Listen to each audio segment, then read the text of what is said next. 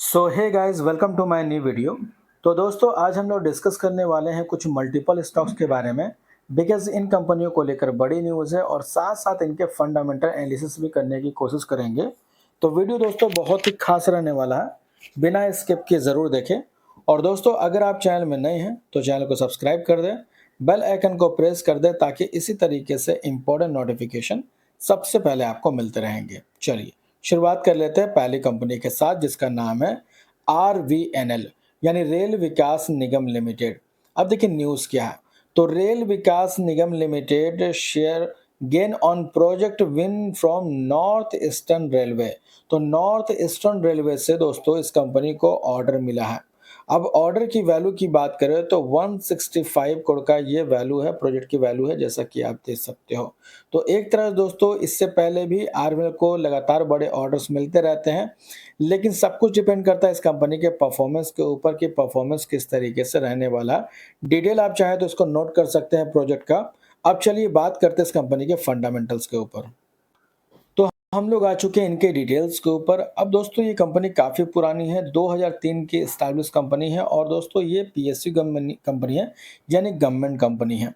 Railway के लिए कामकाज करती है। रेलवे से रिलेटेड चाहे वो रेल इंफ्रास्ट्रक्चर हो, राइट, या फिर एमओआर इंक्लूडिंग डबलिंग हो, न्यू लाइन्स हो, रेलवे इलेक्ट्रिफिकेशन हो, मेजर ब्रिज हो, वर्कशॉप हो, प्रोडक्शन हो। तो इस तरह के कई मल्टी रेल से रिलेटेड जो कामकाज होते हैं उससे रिलेटेड कंपनी कामकाज करती है, जिसका मार्केट कैप 68,500 करोड़ का है, जो कि दोस्तों एक के मिड कैप क्वालिटी का स्टॉक है।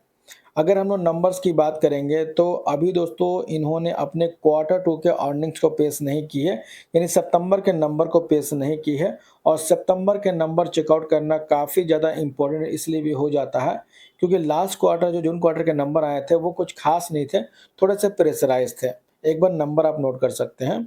6,427 करोड़ का सेल्स घट के हो गया था 3,900 करोड़ का, और पिछले साल 4,074 करोड़ का सेल्स था। तो Y on Y and Q on Q दोनों बेसिस पे फॉल हुआ था।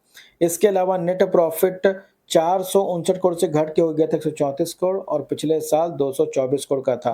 तो यहाँ पे भी वाइन वाई एंड क्यू दोनों बेसिस पे फॉल था। इसलिए दोस्तों क्वार्टर टू के नंबर को चेकआउट करना बहुत ज़्यादा इंपॉर्टेंट हो जाता है। तो अगर आप इस कंपनी के शेयर होल्डर हैं तो आप चैनल को सब्सक्राइब कर ले, बेल आइकन को प्रेस कर ले, बिकॉज जब भी ये कंपनी अपना नंबर पेश करेगी इसका अपडेट आपको हमारे चैनल पर मिल जाएगा। इसके अलावा दोस्तों अगर हम लोग शेयर होल्डिंग पैटर्न चेक करेंगे तो वो सितंबर 2025 का अपडेट हो चुका है, जिसमें प्रमोटर्स की होल्डिंग 72.84 था, जो कि आज भी मेंटेन है। एफआईज की होल्डिंग 4.89 से घट के हो गया 4.66%, और इससे पहले भी ट्रिम किया गया था। डीआईज की होल्डिंग 6.38 से बढ़ के हुआ 6.39%, एंड पब्लिक की होल्डिंग 15.89 से बढ़ के हुआ 16.08%। तो बहुत ही माइनर सा चेंजिंग देखने को मिला है, लेकिन नंबर क्वार्टर टू के जो रहेंगे सेल्स एंड प्रॉफिट, ये देखना काफ़ी इंपॉर्टेंट रहने वाला है। इसके बाद दोस्तों बात करेंगे सेकंड स्टॉक के बारे में, जिसका नाम है मैज़गांव डॉक। अब दोस्तों कल के दिन ये अपने क्वार्टर टू के अर्निंग्स को पेश कर दी है। अब देखिए defence PSU report 28% jump in quarter two financial year 2026, profit strong order book at 27,415 crore. दोस्तों इस कंपनी के पास काफ़ी स्ट्रॉन्ग ऑर्डर बुक है, जिसकी वैल्यू की बात करें तो वो इतना है। और न्यूज़ आप नोट कर सकते हैं 28 अक्टूबर 2025 12:38 पे ही आई है। तो नंबर में बताया जा रहा है कि 28% का जंप देने को मिला है और स्ट्रॉन्ग ऑर्डर बुक है। अब नंबर किस तरीके से पेश किए हैं, बैलेंस शीट में क्या चेंजिंग हुई है, सारी बातों को चलिए समझते हैं। तो हम लोग आ चुके हैं इनके नंबर्स के ऊपर। दोस्तों कंपनी ने डिविडेंड अनाउंस किया है 6 रुपया प्रति इक्विटी शेयर। तो अगर आप इस कंपनी के शेयर होल्डर हैं तो 6 रुपया प्रति इक्विटी शेयर आपको डिविडेंड में मिलने वाले हैं। नंबर की बात करें तो पिछले क्वार्टर 2626 करोड़ का सेल्स था, बढ़ के हो गया 2929 करोड़, और पिछले साल था 2757 करोड़। तो वाइन वाई एंड क्यू दोनों बेसिस पर जंप हुआ है। इसके अलावा नेट प्रॉफिट 452 करोड़ से बढ़ के हो गया 749 करोड़, और पिछले साल था 585 करोड़। तो यहाँ पे भी दोस्तों वाइन वाई एंड क्यू दोनों बेसिस पर जंप देखने को मिल रहा। हालांकि नंबर आपको कैसा लगा कमेंट करके ज़रूर बताएं। अब बात करते हैं दोस्तों बैलेंस शीट की, जो कि सितंबर 2025 का अपडेट हो चुका है, जिसमें रिजर्व 7,738 करोड़ से बढ़ के हो गया 8,709 करोड़, और कंपनी के ऊपर कर्ज पहले भी ना के बराबर था, मात्र 20 करोड़ के आसपास का था, वो भी घट के अब हो गया 2 करोड़। तो ऑलमोस्ट यहाँ पे डेट जो था कंपनी के ऊपर वो खत्म हो चुका है।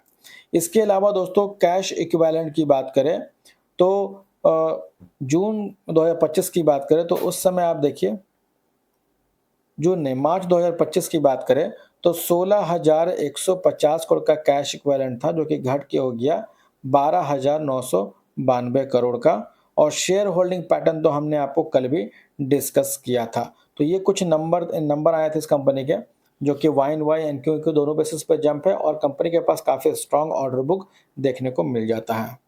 अब बात करेंगे दोस्तों रिलायंस इंडस्ट्रीज कंपनी के बारे में। अब देखिए जियो प्लेटफॉर्म को लेके कुछ अपडेट है दोस्तों। जियो platform IPO launch valuation leading brokerage firm ICICI Securities expects Jio platform IPO to fetch premium valuation as was the case in the high profile equity rise financial year 2021. The brokerage has a pegged platform equity value USD 148 billion by September 2027. तो एक तरह दोस्तों यहाँ पे जो expectation लगाया जा रहा कि वैल्यू क्या हो सकती है वो ये नंबर बताया जा रहा। साथ साथ दोस्तों इसको जल्द ही IPO आने की बात भी कही जा रही है। और ये बात कब कही जा रही है, देखिए 2026 के फर्स्ट हाफ में ही हमें जियो का जो IPO है वो लिस्ट होता हुआ नज़र आ सकता है as per source ICICI securities. तो ICICI सिक्योरिटीज़ के दोस्तों एक रिसर्च है, उनके थ्रू बताया जा रहा है कि 2026 हाफली क्वार्टर के अंदर हमें जियो का IPO आता हुआ नज़र आ सकता है। प्रीमियम वैल्यूएशन क्या होंगे उसका भी डिटेल यहाँ पे दिया गया है। अब एग्जैक्ट क्या होने वाला है ये तो उस टाइम ही पता लगेगा, बट ये ICICI सिक्योरिटीज़ का कहना है, जो कि आप यहाँ पे नोट कर सकते हैं। इसके अलावा दोस्तों एक और बड़ी अपडेट निकल के आई जिसमें Reliance Industries add 32.49 lakh subscriber in सितंबर। तो सितंबर में आप देखिए रिलायंस इंडस्ट्रीज का जो है दोस्तों, उन्होंने यहाँ पे लगभग 32.49 सब्सक्राइबर को ऐड किया गया है। वहीं पे अगर वोडाफोन की बात करें तो वोडाफोन ने लगभग 7.4 लाख सब्सक्राइबर सितंबर में ऐड किया।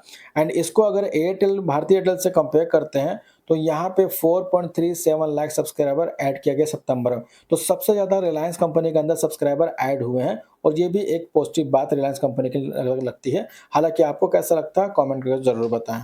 इसके बाद दोस्तों लास्ट स्टॉक के बारे में बात करेंगे जिसका नाम है KSE लिमिटेड।